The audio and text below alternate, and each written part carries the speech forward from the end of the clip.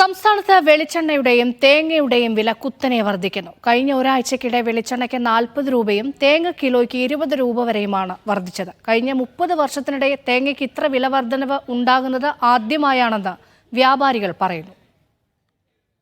ആദ്യം 39 രൂപയായിരുന്നു, അതിൽ നിന്ന് പിന്നീട് 42 പിന്നെ അതിൽ നിന്ന് 50 രൂപയായി, പിന്നെ അതിൽ നിന്ന് 55 ഇപ്പോൾ 60 രൂപയായി. കഴിഞ്ഞ 3 മാസത്തിനിടെ തേങ്ങയുടെ വില കൂടിയതിനെ പറ്റിയാണ് ഈ പറഞ്ഞത്.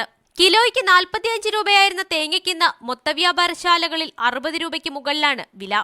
ചില്ലറ കച്ചവടക്കാർ നൽകുന്നത് 70 മുതൽ 80 രൂപ വിലയിലും. 60 രൂപ എന്ന് വെച്ചാൽ റിക്കാർഡ് വിലയാണ്. എൻ്റെ 35 വർഷമായിട്ട് എനിക്ക് ഈ മില്ല് നടത്തിയിട്ട് തുടങ്ങണം. ഇതുവരെയായിട്ട് അങ്ങനെ വരെ ഉണ്ടായി.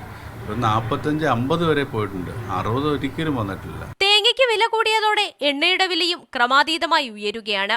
180 രൂപയിൽ കിടന്ന എണ്ണവില ഇന്ന് 220 രൂപയാണ്. ഈ തേങ്ങ ഉണക്കിയാലേ കൊപ്ര കിട്ടുകയുള്ളൂ. 60 രൂപയ്ക്ക് തേങ്ങ വാങ്ങിച്ച് കൊപ്രയാക്കുമ്പോൾ അതിൻ്റെ 1/3 നമുക്ക് കിട്ടുകയുള്ളൂ. അപ്പോൾ അതുകൊണ്ടാണ് കൊപ്രയുടെ വിലയും അതുപോലെ കൂടി. അതുകൊണ്ടാണ് വെളിച്ചെണ്ണയ്ക്ക് വില കൂടാൻ കാരണം. ഒരു തരത്തിലും ഒഴിച്ചുകൂടാൻ കഴിയാത്ത തേങ്ങയ്ക്കും എണ്ണയ്ക്കും വില കൂടിയതോടെ താളം തെറ്റിയിരിക്കുന്നത് സാധാരണക്കാരുടെ ബജറ്റാണ്. സാധാരണക്കാരൻ്റെ ഒരു ബഡ്ജറ്റ് ഉണ്ട് ഇന്ന്.